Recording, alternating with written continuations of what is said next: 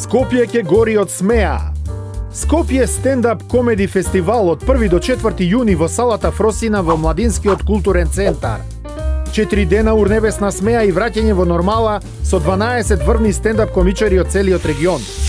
Влезници по смешна цена на билети.mkc.mk и на благајната на МКЦ.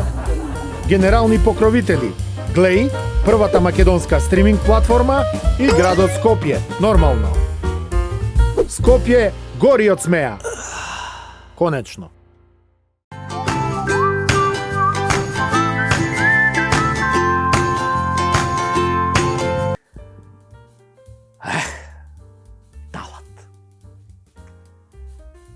Талат. Море Талат. Гледам, многу си потресен од посетата на Украина. Велиш, си онемел пред геноцидот, а? Одлично бе, Талат. Само да те питам, исто беше онемет кога од твојата УЧК цртаа со ножеви по грбовите на мавровските работници, а? Онеме и тогаш? Дали онеме кога вработени цивили беа кренати во воздух со се хотелот во Челопек? Дали си онемет што македонците иселени во војната 2001 никогаш не се вратија во своите домови? Дали онеме кога од Косово присилно се исилуваа срби и во 80-тите години на минатиот век и во 1999 година, кога завршивте со бомбардирањето на Србија со вашето НАТО?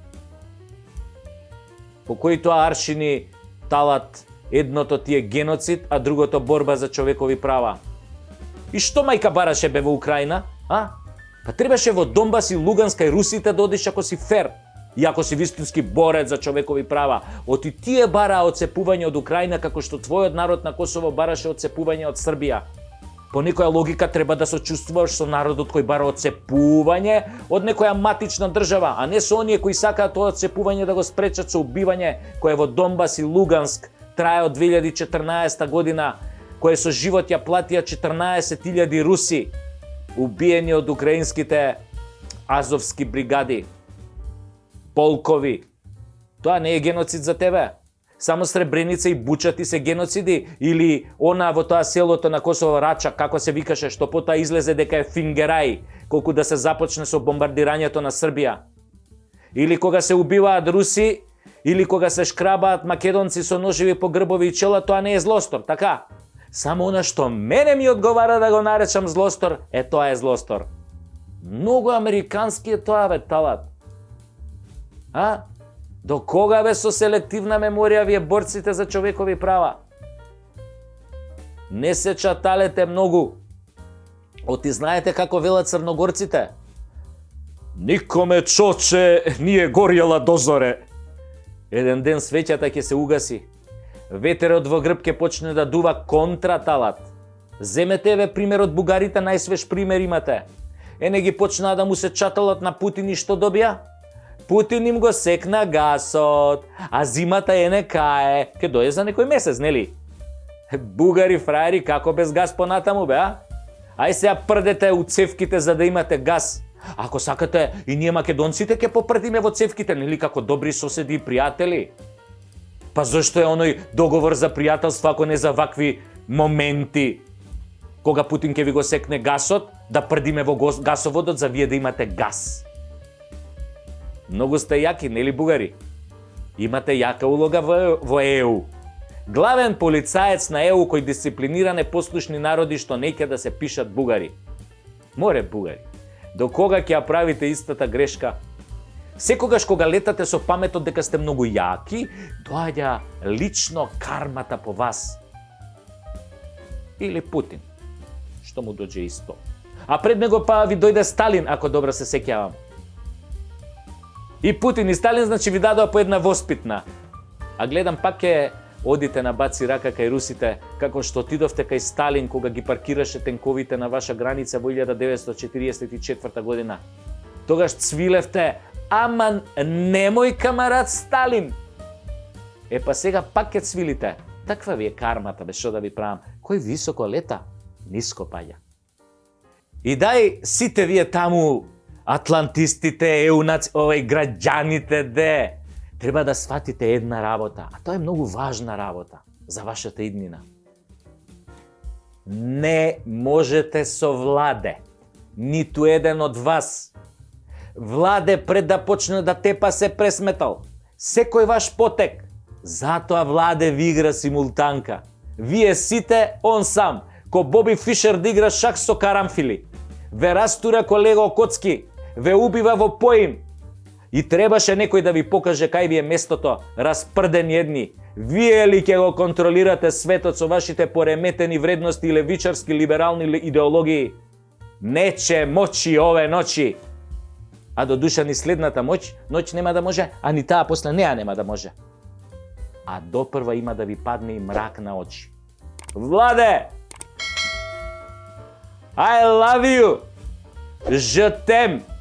Ja тебя люблю! Абе, многу јако ги прцаш!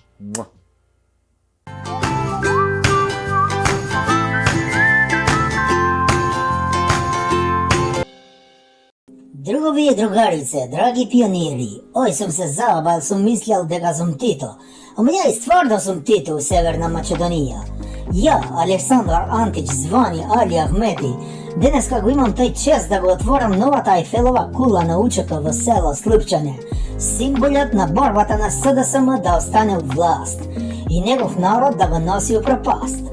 Како што рекол паметниот српски народ, додека на некој не му се стемни, на другиот неđe да му се раздени. Ако се знае на кого му се стемнува, а на кого му се разденува у оваа земја. Зато сме го градили овој светионик на УЧК да им зрачи на сите демократија на Дуи, под водство на големиот Танос викан Кале. Овој светионик значи дека на албанци ќе им свети, а на македонци ќе им стемнува уште поише. Затова треба да се обединиме околу овој споменик на УЧК. Греате македонци покрај толку светлост да викаат кој е упалио мрак. Така вика и оној симпатичен момак Груби што сум го ставал мој заменик. И позади премиорот да му чува леđa и да му вика таче пази леđa, иде метак. Нешто символично у тој метак како Мирко и Славко или Боро и Рамис или Ганг-банг од оние филмови што се. Или како оној филмот со Джим Кери, паметен и уште попаметен. Нели, се знае у каква смисла. Оној преседникот вика овој светјаник бил дивоградба. Ој бе ти, да ти кажам ја, ти си дивоградба, тебе сме те ставале таму без дозвола на народ, бе еј. Да не сум ти фаќал ругенција кај оној Рейзон што губи короната, па после короната го уби 7000. Ти никогаш не ќе стануваше преседник, бе еј, ајван. Ќе остануваше таму на тој американско колеđ да продаваш баклави и толјумби. Сакам да кажам глупи тези. Овој светионик е и твој бе будала еден и ти си учествувал у рад за ослобоđење и унапреđење на терористи у директори и обични граđани, нели у терористи. Видиш, тоа се вика позитивна дискриминација, односно кога тие што пукаат и цртат по грбови на луѓе стануваат директори, а тие што кубат една кокошка у парламент лежат у затвор 100 години. Тоа е американска демократија, ама у тој твој колеđ не го учите како што треба. Мислам, го учите вие, ама кога треба да го гласате, подобро го давате газот на кирија. Гледате, нашиот газ и овој светионик не се на кирија. Ние сме давале беса дека ќе биде и опет го висока во Ефелова кула. Зато сакам да го честитам овој светионик на цела Северна Македонија, од Рач до Струмица, кај што живее Паша Зоти, мој брат Зоти растори куќа, кој сакаше да го градиме овој споменик у центар на Скопје. Он најде локација добра, ама оној газда на Канал 5 не сакаше да игра тенис со него на мали голчња со Луи Витон опрема. Што убаво ќе беше споменик на УЧК Беко Плаза усред градна слободна Скопје. И честовевме едно минаре до него секој ден да пее песни за екологија на Македонија. Пардон, ајде тука че ги инвестиравме тие 900 милиони евра што треба да ги зимаме од буџет. Ама ној Мицко мисли сакаме да ги крадеме. Ај бе будала, ние не крадеме како СДСМ. Ние градиме, не ли го гледаш овој споменик светионик какви градби правиме. Инвестирај во Дуи, ич да не ти боли. Одиме у Европа. Со Албанија нормално.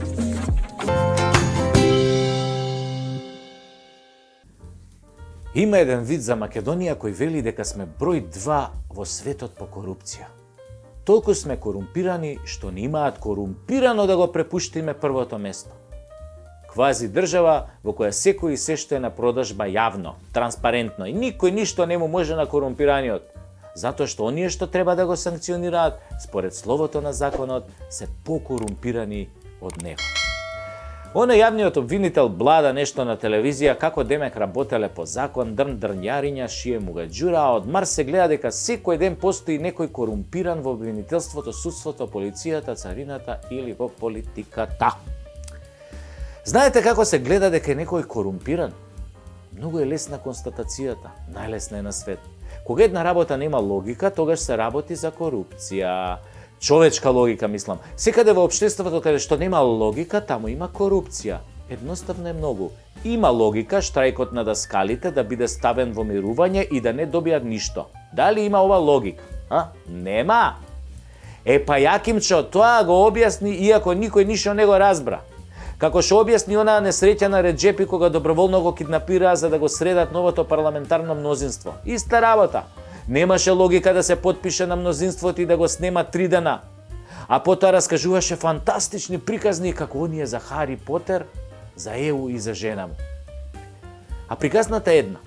Корупција, корумпирани битанги. Сега на тие корумпираните што раскажуваат приказни без логика ќе им вработат жени, швалерки, деца, ќе им дадат тендери и готово. Корупција, како што беше корупција со осудените за 27 април. Ги осудија 180 години за реално здружување во толпа и хулиганство, а го залепија сето тоа или го завиткаа во бландата на тероризам. И тој што отвори вратата, прославениот крстомуковски вратарот, го почастија со тендери. А ако не отвореше вратата,